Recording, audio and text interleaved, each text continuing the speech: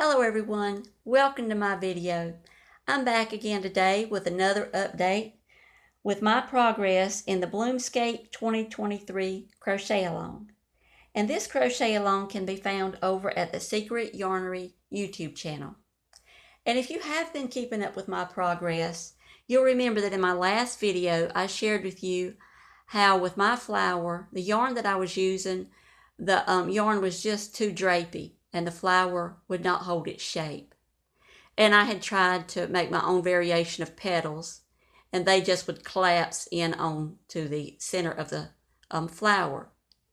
Well, I tried a couple of other things. I tried going down like 3 crochet hook sizes with a single strand of yarn, and that didn't work. And I also tried doubling this Caron Simply Soft yarn to see if it would make it more stable, and it just did not work. So what I ended up doing is I adapted the pattern, and I ended up using the center that Krista shared in her tutorial, but I went down a crochet hook size. I went down to a 4mm hook to crochet the center.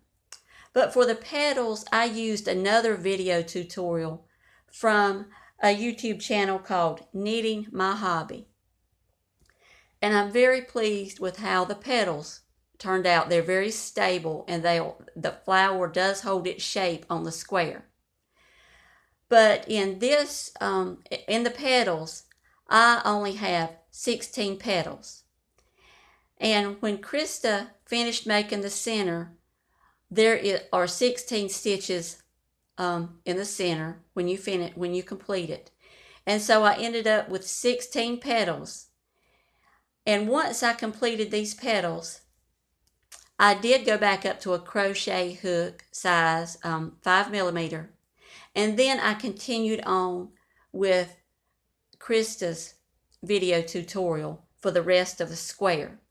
So I will have information in the description box below if you would like more information about how I did make this square, but I'm very pleased with it.